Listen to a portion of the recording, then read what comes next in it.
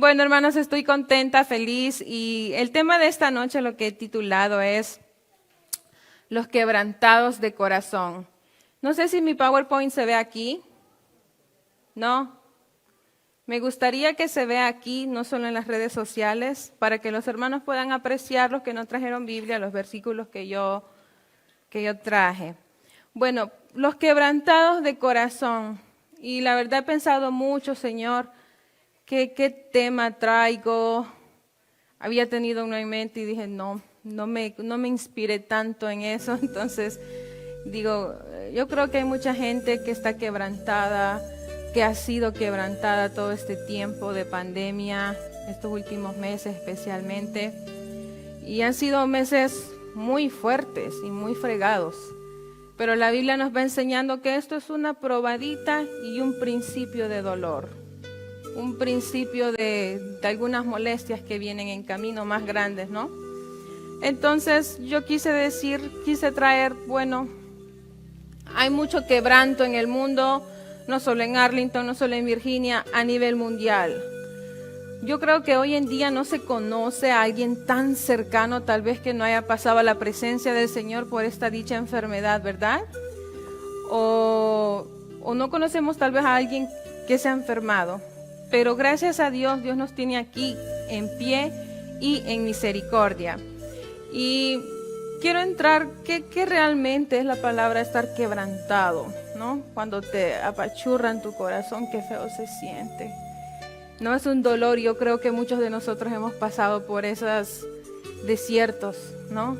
Y el quebrantamiento es estar herido, cuando te hieren tu corazón, tu alma, cuando te lo han partido, cuando te lo han roto, cuando te lo han destrozado o te lo han triturado en el peor de los casos, ¿no? Te lastiman, te hieren. Y eso es estar quebrantado, es estar dolido, es estar en pena. Pero Salmo 147:3 me dice a mí, Él, nuestro Padre, Él sana a los quebrantados de corazón. Él sana a los quebrantados de corazón, a los heridos, a los partidos, a los abatidos, a los que te han lastimado. Él sana tu corazón. Muchas veces la gente acude a psicólogos, a psiquiatras, que no está mal, está bien buscar ayuda. Pero muchas veces pienso y siento que eso no trae realmente una cura, o un descanso, o una tranquilidad, o una paz. Yo creo que el único ser que puede levantarte de cualquier cosa tan fuerte que te haya pasado es nuestro Padre. Él es el mejor médico. Él sana a los quebrantados de corazón y venda sus heridas. Él es el que puede poner esa curita en nuestro corazón, ¿verdad? Muchas veces nosotros como ministros no tenemos el poder de solucionar tu vida. No tenemos el poder de ni siquiera hacer que tus oraciones sean contestadas. Aquí José me va a echar porras y él va a predicar conmigo. Yes. Entonces, no tenemos nosotros el poder de ayudar. O sea, podemos orar, podemos acompañarte en tu dolor, pero no podemos darte esa sanidad interior, esa paz. Solo Dios puede. Y nuestro deseo obviamente es que sí llegues a una paz verdadera. Muchos de nosotros cuando venimos a este lugar, cuando venimos al camino de Dios, creo que hemos llegado muy quebrantados, muy golpeados por el mundo. Allá afuera no nos trató nada bien el enemigo, ¿verdad?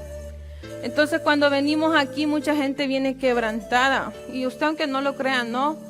Pero los jóvenes que tal vez algún día estuvieron aquí, ellos viven quebrantados, están lejos de Dios y no hay paz ni tranquilidad en su corazón.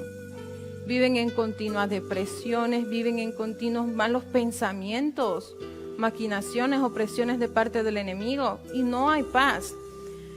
Hace más de un año, creo que antes que empiece la pandemia, me llamó un joven y me dijo, llorando, muy desesperado, y me dijo, me siento muy mal, me siento muy abatido, me siento muy incómodo con la vida que estoy viviendo. No sé qué tengo, no sé qué me pasa. Yo siento que me voy a morir, me dijo.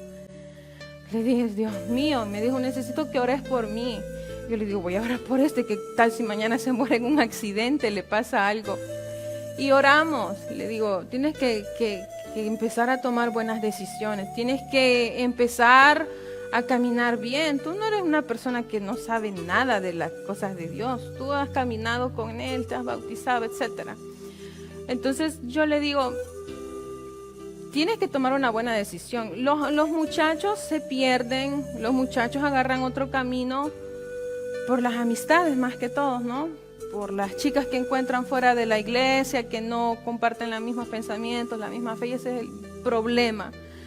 Entonces le digo, tienes que empezar primeramente por escoger tus buenos amigos. Si yo escojo un mal amigo, voy a ser como él. Si yo escojo una loca amiga, voy a ser como ella y voy a querer hacer las cosas que ella hace. Entonces el primer paso es ese, escoger bien mis amigos. Y lo siento mucho, si ellos no te hacen bullying porque eres cristiano, sigues a Jesús o todo lo demás, ellos se lo pierden. Tú vas a ver aquí en 10 años cómo van a terminar. Vas a ver aquí 10 años cuando tú estás con Jesús, cómo va a terminar tu vida. O cuando estás fuera de Jesús, igual cómo va a estar tu vida. Anda a ver, van a tener hijos fuera del matrimonio, uno por allá, otro por allá. No les va a alcanzar el pisto para mantener a todos.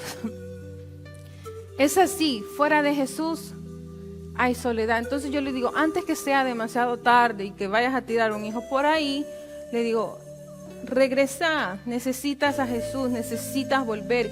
Y qué bueno que él lo estaba reconociendo. Sinceramente la gente reconoce que cuando están lejos de Dios, o sea, hay algo, falta la sal en su vida, falta el sabor, falta algo, y es la llenura de Jesús, del Espíritu Santo, pero que están fuera de su buena voluntad. Entonces yo le decía, necesitas volver, y estaba muy destruido, lloró como nunca lo había visto en mi vida llorar. Y ese es el quebrantamiento que hay en el corazón, y ese es el quebrantamiento que hace que, ya me harté de tanto pecado, necesito a Jesús, y necesito volver. Pero no volvió porque sigue con sus amistades, sigue en una continua lucha. Es una lucha la que llevan los muchachos, las muchachas, es una lucha constante, ¿no? Porque los de afuera no quieren hacer lo que nosotros hacemos.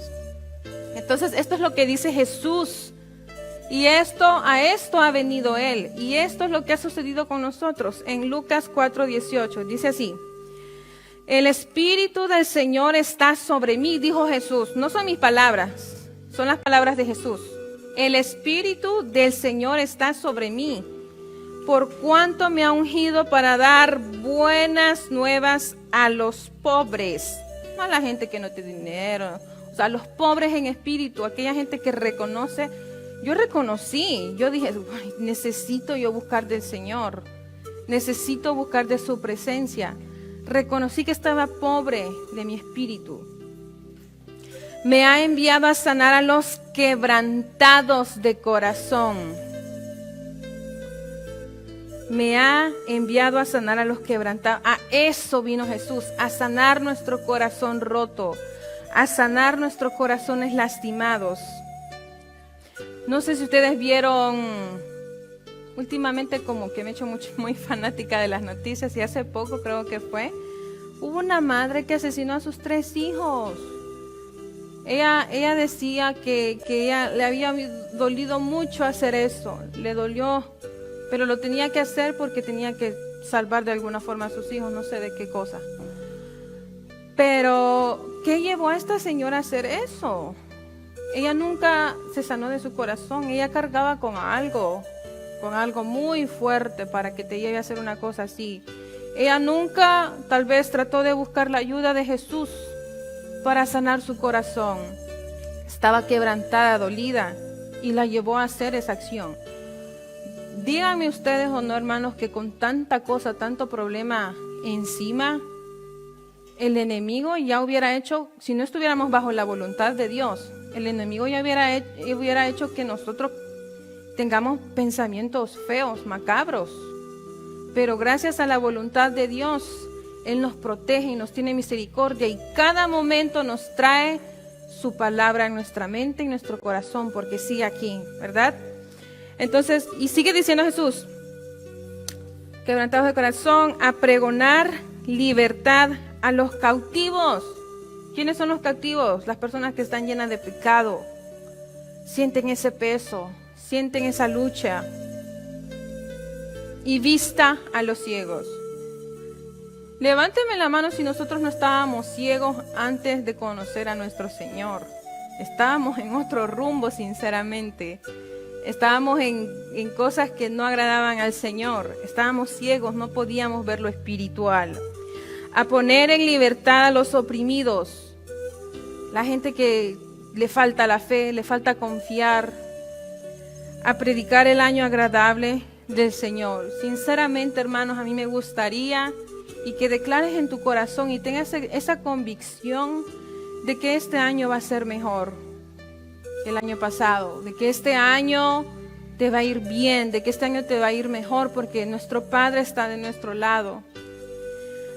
Y otra de las cosas o de las circunstancias por qué también nuestro corazón puede seguir defraudado, quebrantado, roto, triturado, ¿no? Es porque las personas más cercanas a tu vida, en tu vida, te han traicionado, te han hecho que ya no tengas confianza en la gente, ¿no?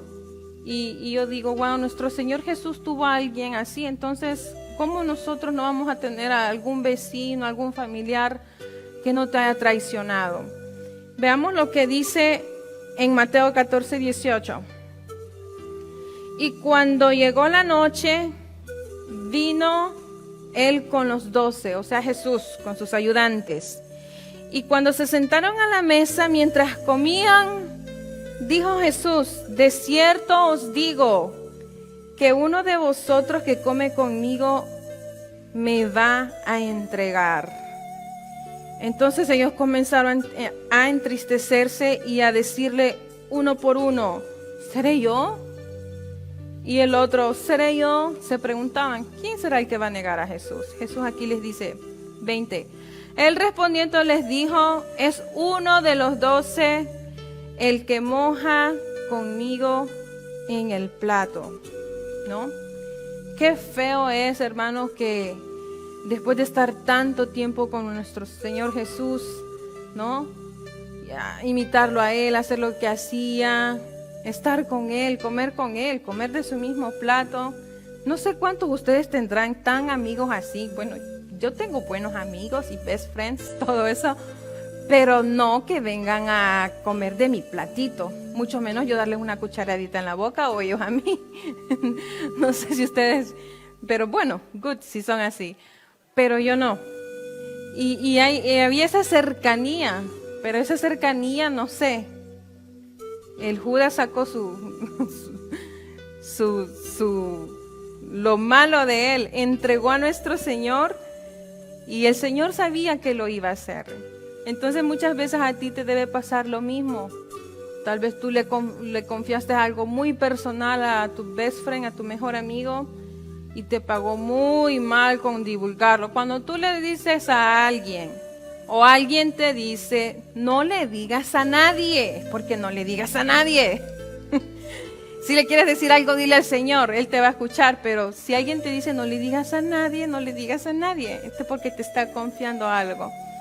Pero es muy feo cuando alguien te defrauda así y va a regar lo que tú no querías que le cuente a los demás. Es muy feísimo.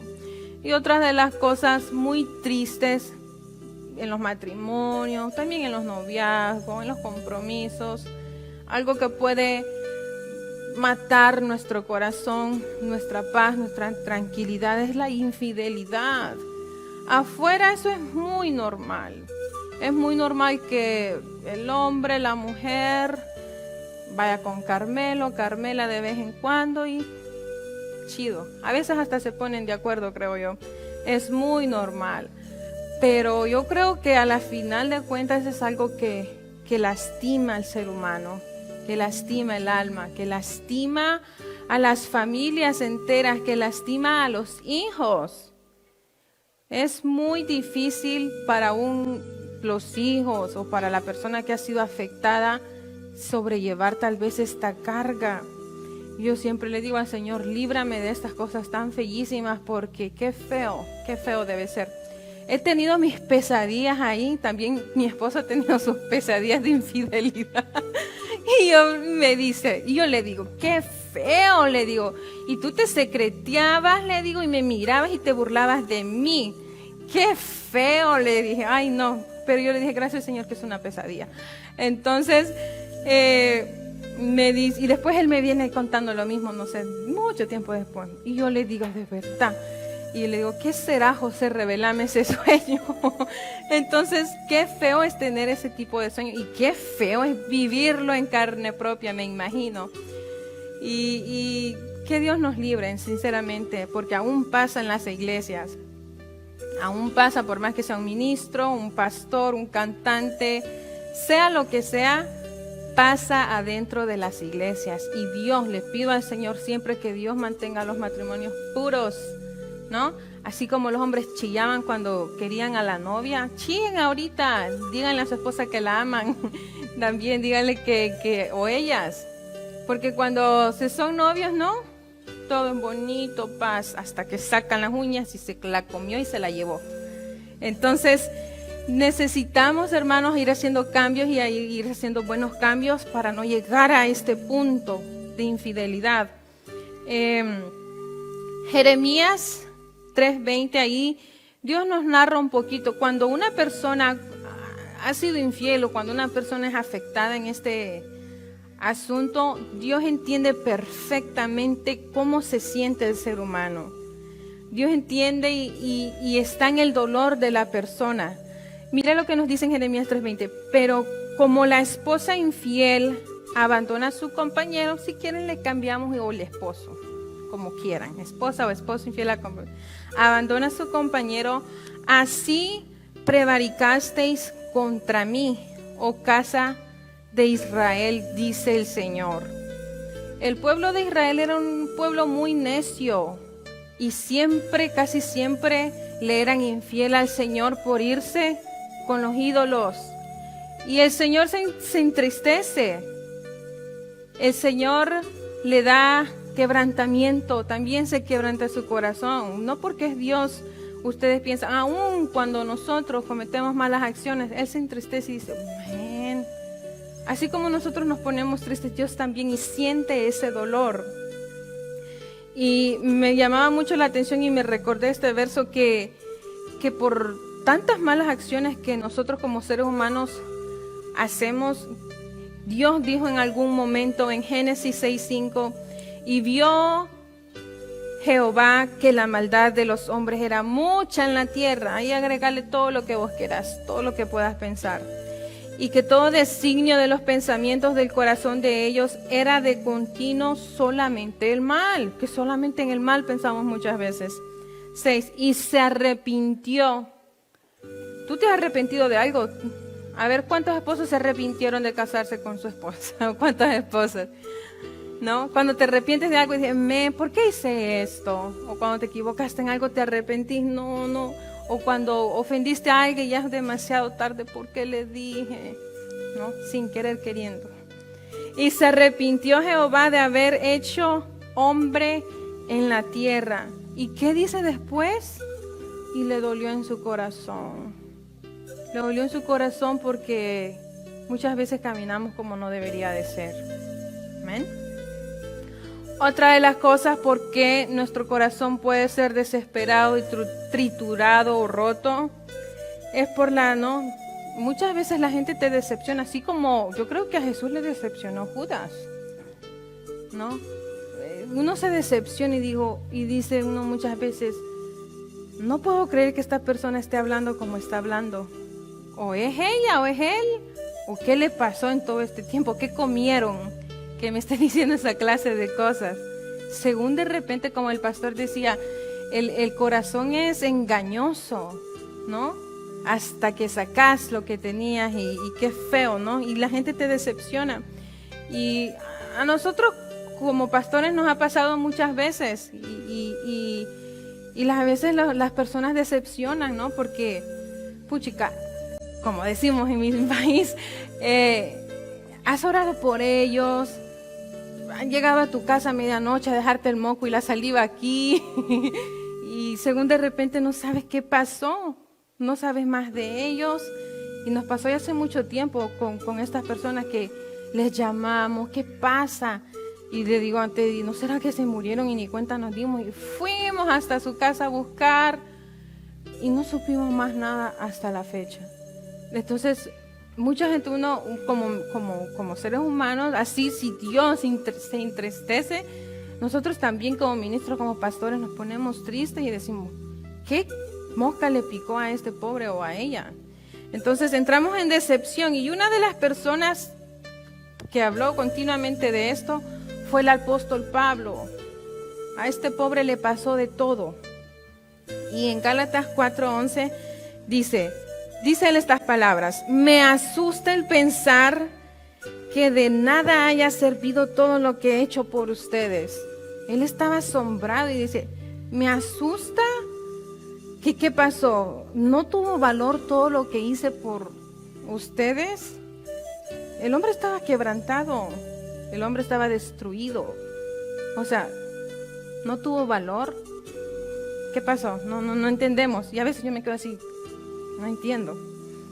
Y como les digo y vuelvo y recalco, uno como ministro, los que predican, los líderes, saben lo difícil que es prepararse, saben lo difícil que es estudiar, batallar. Justo cuando te tiene que tocar compartir la palabra, todo el mundo se tiene que enojar contigo o endemoniar, ¿no? Y los niños les agarra más fea la loquera, y por allá, y hasta los niños parecen marido y mujer peleándose en la casa, justo cuando tú tienes que dar algo a los hermanos.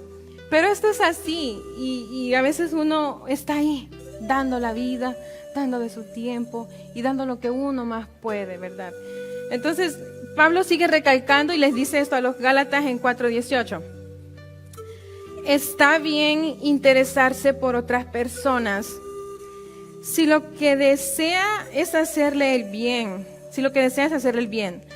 Pero si ustedes realmente se interesan por mí, le decía él a la gente, háganlo siempre y no solo cuando estoy con ustedes, ¿no? Como que aparentemente cuando estaban con él eran bonitos, santos, pero como cuando se daban la vuelta tal vez le querían navajear. Yo los quiero como a hijos, dice él, ¿no? ¿Y que sabe por qué duele, hermanos? Que a veces la gente, no sé, sea tan indiferente. Porque uno llega a quererlos mucho, uno tiene ese afecto, ese amor, esa compasión. Y sigue diciendo, yo los quiero como a hijos, pero mientras no lleguen a ser como Cristo, o sea, a la gente le falta crecer. A mí también me falta crecer a la estatura de Cristo, creo que ya cuando llegue al cielo. Me harán sufrir mucho. O sea, estaba muy dolido, sufría mucho el hombre. Como sufre una madre con dolores de partos. Y esta comparación a mí me llama mucho la atención, porque las mujeres que dan a luz, es muy horrible. Lo que me va a esperar otra vez, horrible. Sientes que te vas a morir, quieres agarrar allá al esposo y darle boxeo por tu culpa. Es algo muy doloroso, muy fastidioso, no sabes qué pensar, no sabes qué hacer, pero sientes que algo muy feo te está pasando. Y él hace esta comparación y dice, como una madre que da dolores de parto, así estaba él, con mucho dolor, con mucho sufrimiento. ¿Cómo quisiera estar con ustedes en este momento? Porque él les estaba escribiendo esta carta. Ni siquiera una videollamada podía hacer y verles la carota, no. Para hablarles de otra manera. ¿Cómo quería hablarles Pablo? ¿Será que los quería agarrar a cinchazazos como Jesús agarró el lazo y empezó con todos? ¿Qué quería?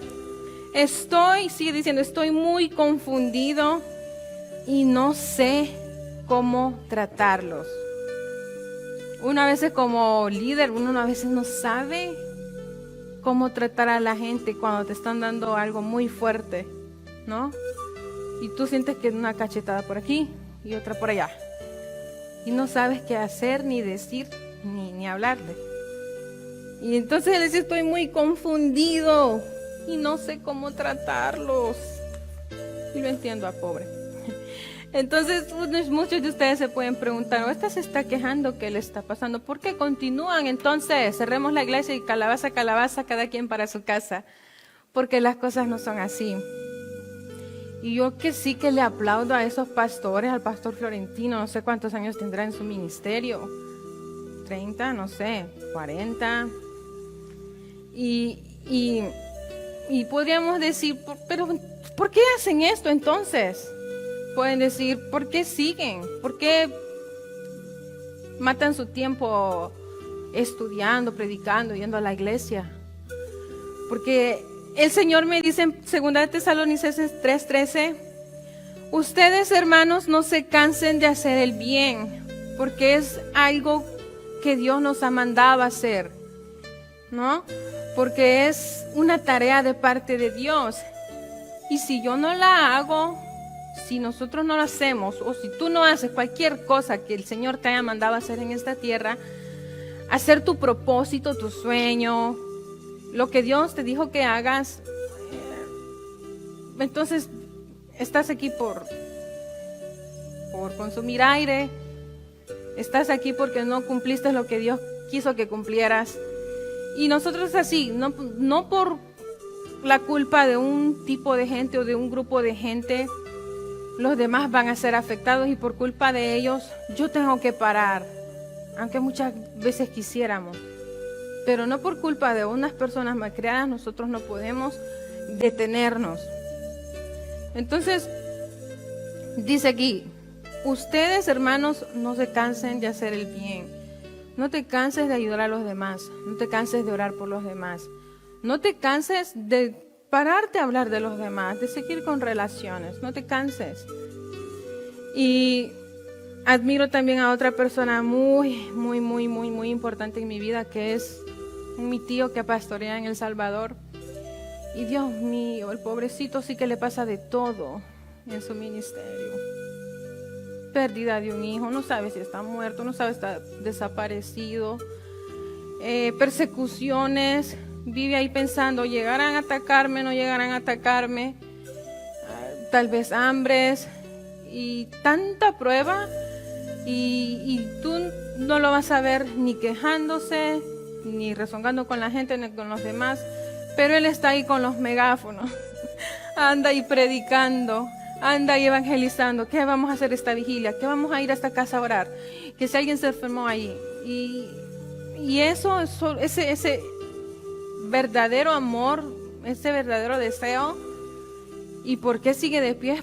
Únicamente por el Espíritu Santo y el amor que le tiene a la obra del Señor. Si nosotros no tuviéramos ese amor, ese anhelo, es porque nunca tal vez tuvimos a Jesús realmente y estábamos farseando o pintados. Entonces nosotros no podemos parar. En 1 Corintios 4:12 sigue diciendo el apóstol Pablo, como que se estaba otra vez. Vamos a ver. 4:12, 1 Corintios 4:12. Nos fatigamos trabajando con nuestras propias manos porque somos seres humanos. No tenemos una varita mágica. A mí me gustaría. ¿Qué desea usted? Pum, aquí está. ¿Qué desea usted? Pum, pum, pum, pum. Darle todos los deseos, pero no somos Dios. Somos intercedores y podemos orar por ti. Dice, nos fatigamos trabajando con nuestras propias manos y dice, nos maldicen. El apóstol Pablo sufría maldiciones y bendecimos, o sea, me están maldiciendo, pero mi trabajo es bendecir.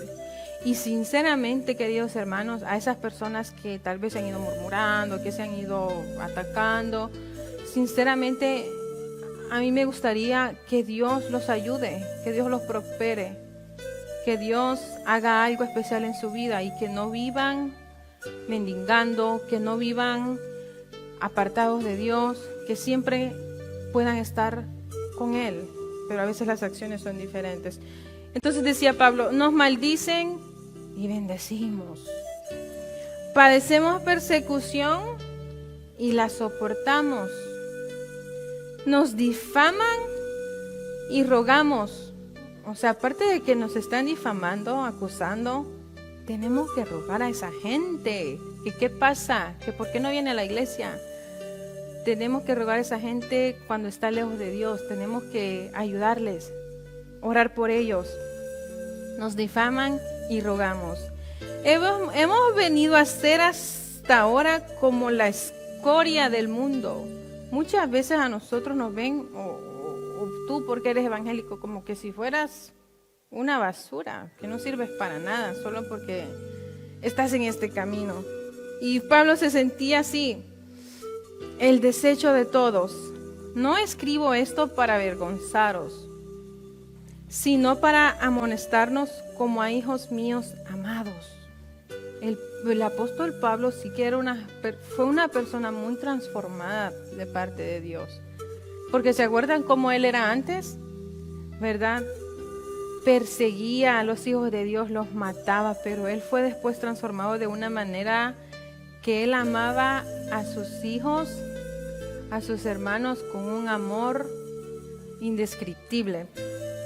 Porque aunque tengáis 10,000 años en Cristo, 10,000 maestros, 10,000 pastores en tu vida en Cristo, no tendréis muchos padres, ¿no?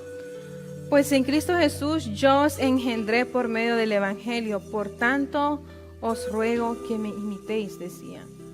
¿Y por qué yo comparto esto, hermanos? Yo nunca creo que había compartido algo así con ustedes. Y sinceramente a todos les digo que oren por sus líderes, en serio, y que oren por los pastores.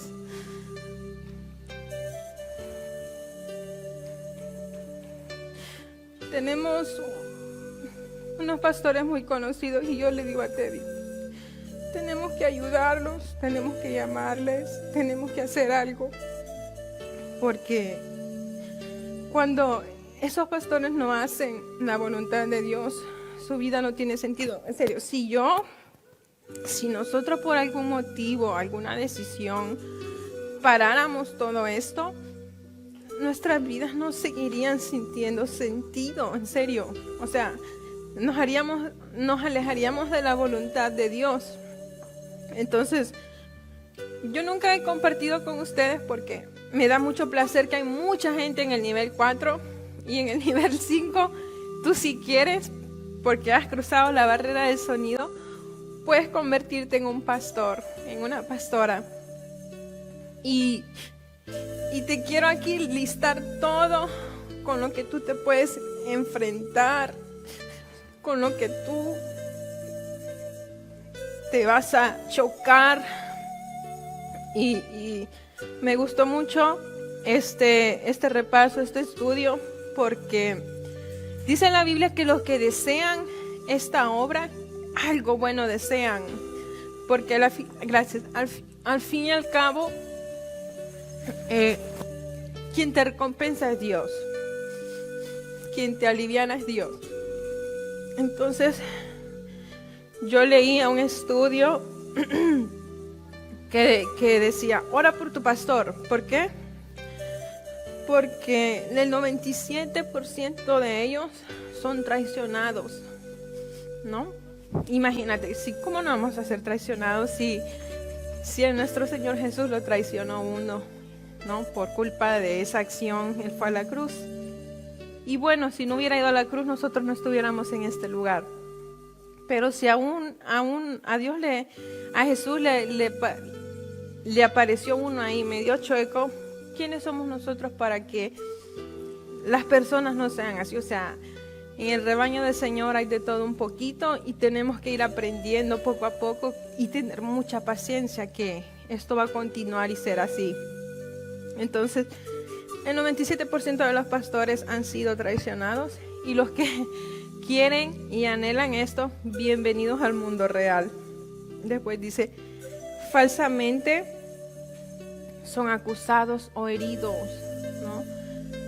me conmovía mucho con mi tío que está allá en mi tierra.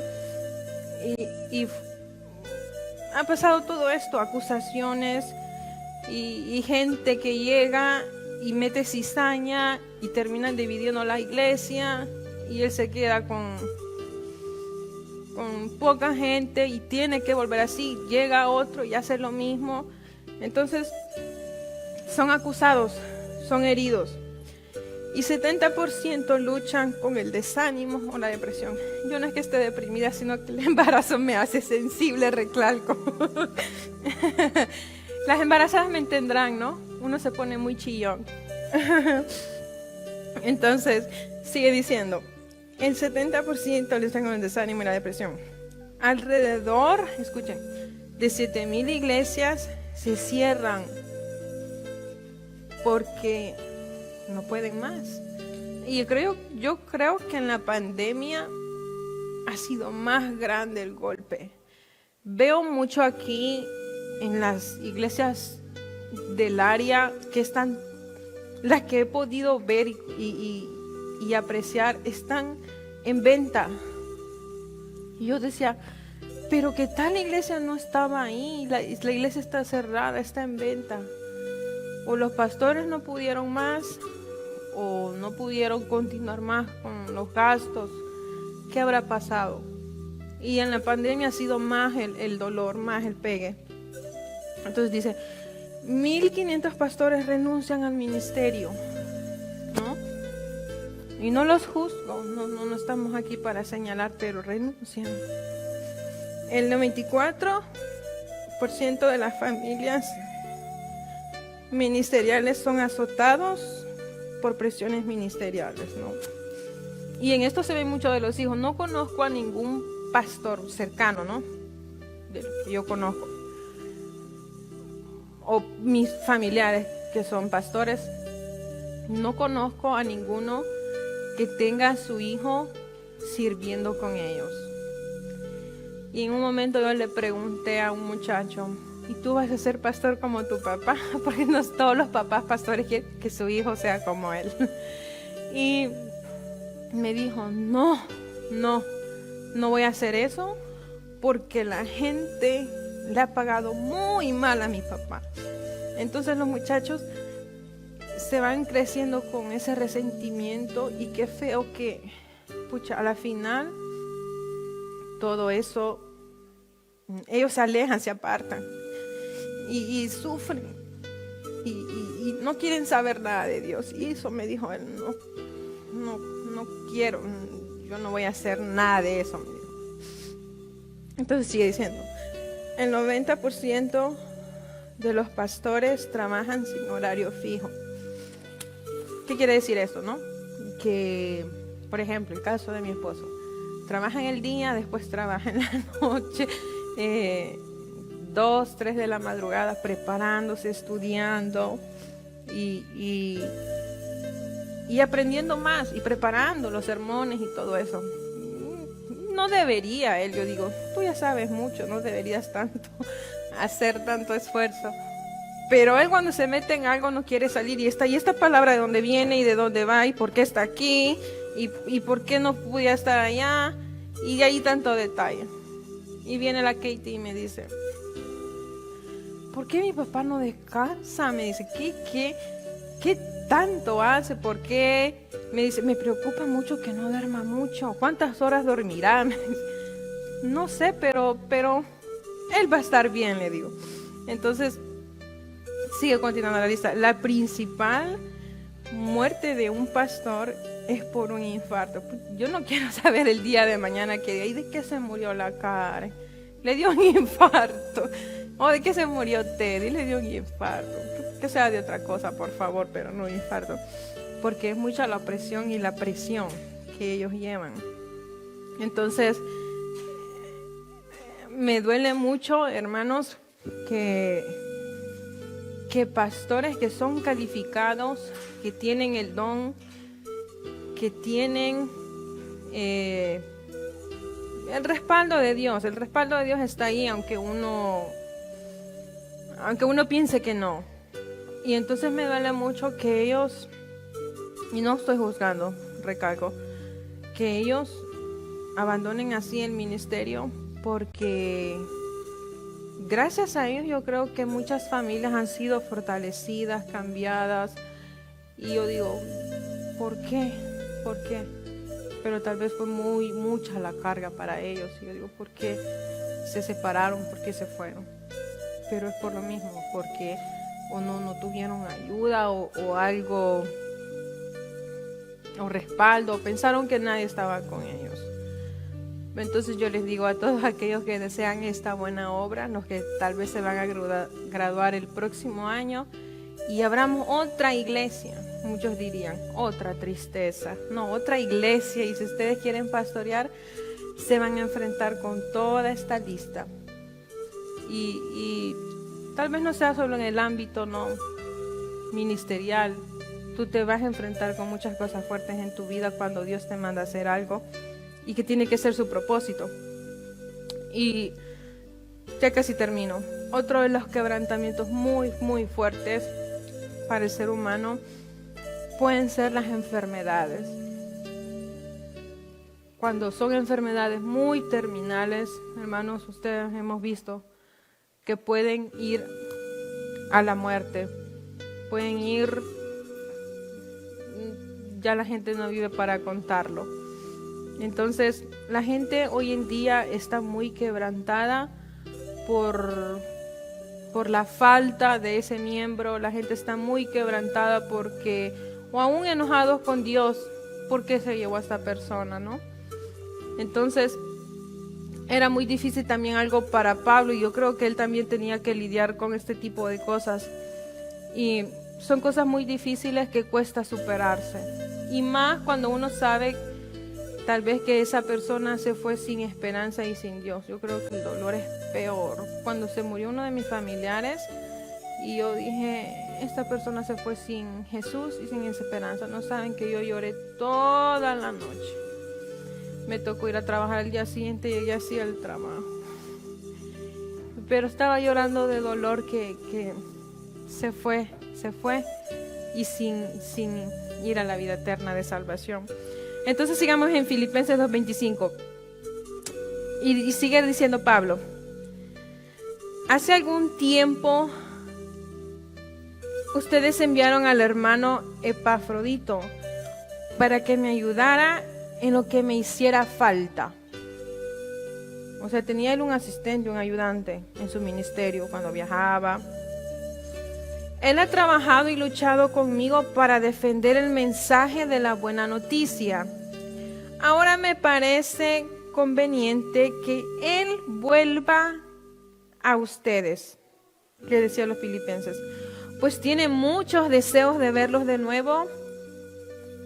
Está preocupado porque ustedes se enteraron de su enfermedad. O sea, este hombre estaba enfermo. Y la verdad es que estuvo tan grave que casi muere, ¿no?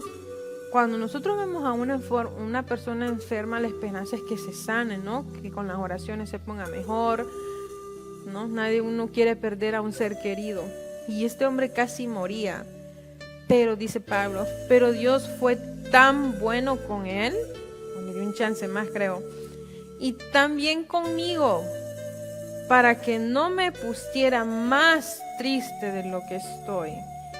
No sé si usted ve a las personas, pero a veces, yo no sé, me da mucha pena y como que es desgracia tras desgracia.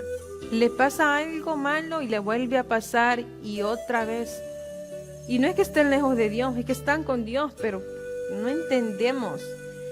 Y aquí Pablo recalca y dice, Dios fue también bueno con él y conmigo, porque si este hombre se moría, tal vez el Pablo se iba a morir de un paro cardíaco o no sé qué le iba a pasar. Pero él decía, Dios lo salvó para que no me pusiera más triste de lo que soy. Seguramente el hombre iba a entrar de depresión. ¿Y cómo no vas a entrar en depresión si no? A esas personas que han perdido en esta pandemia gente importante en sus vidas. Por eso lo envío enseguida, para que ustedes se alegren al verlo y yo deje de estar triste. Recíbanlo con alegría como se lo merece, un servidor del Señor Jesús. Muestren aprecio por quienes son como Él, pues por trabajar para Cristo casi se muere. Arriesgó su propia vida por darme la ayuda que ustedes no podían darme personalmente. O sea, una persona muy importante en la vida del apóstol. Y que si él no estaba ahí, tal vez el pobre Pablo iba a tener que morir, ¿no? Antes de que fuera su tiempo. Y ya para terminar, y para dejarlos ir a descansar, muchos dijeron, no sé cuánto tiempo habrá pasado, pero generalmente yo voy muy flash. Muchos dijeron, ya me fui a dormir temprano, cuando ella predica me voy rápido a la casa. Pero ya casi termino. Dice Isaías 55:15 para terminar. Y otro más.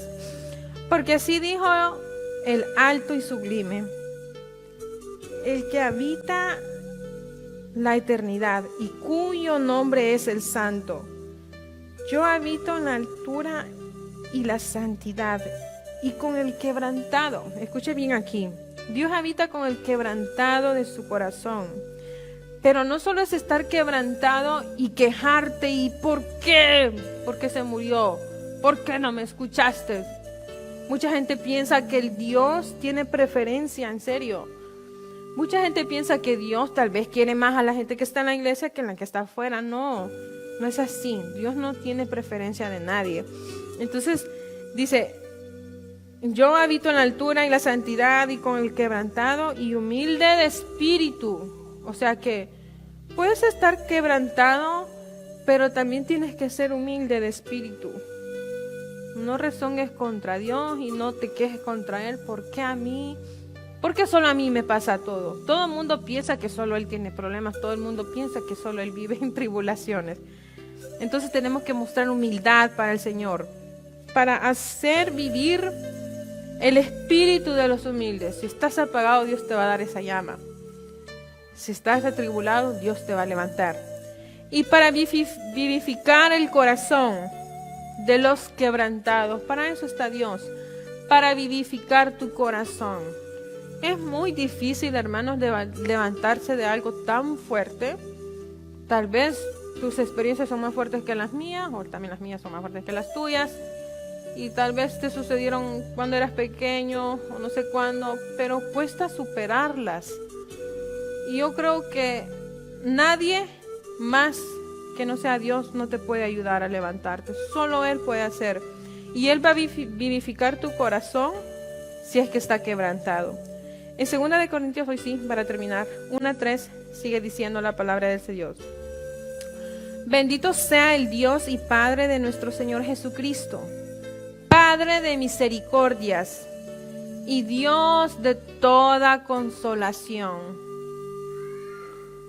4. El cual nos consuela en todas nuestras tribulaciones.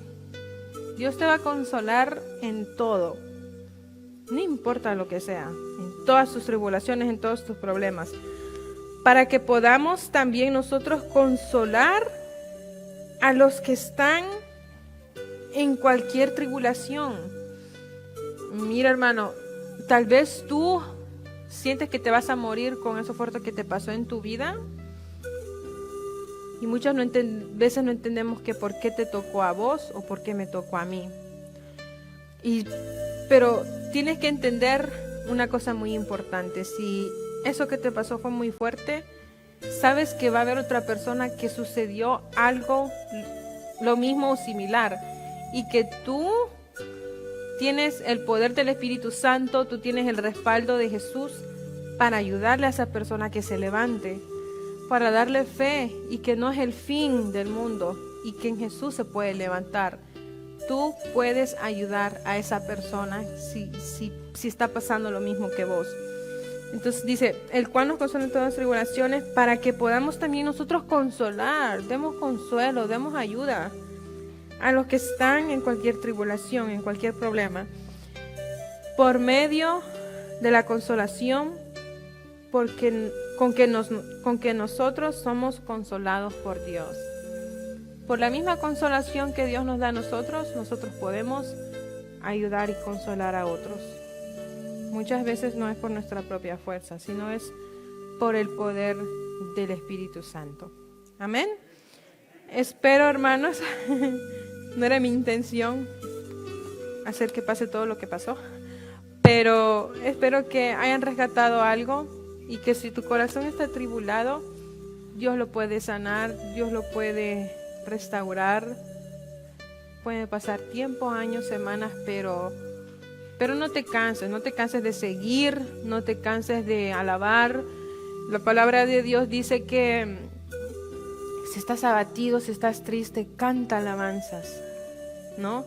La gente tiende mejor a escuchar músicas mundanas, músicas que te deprimen más y que te llevan al más dolor y al más sufrimiento. Entonces tú canta alabanzas, canta al Señor y Él allá te está viendo, Él allá te da consuelo, ¿no?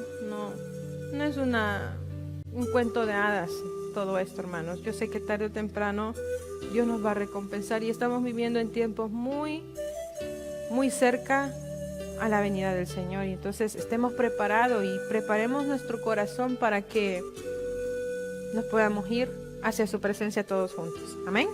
Dios les bendiga.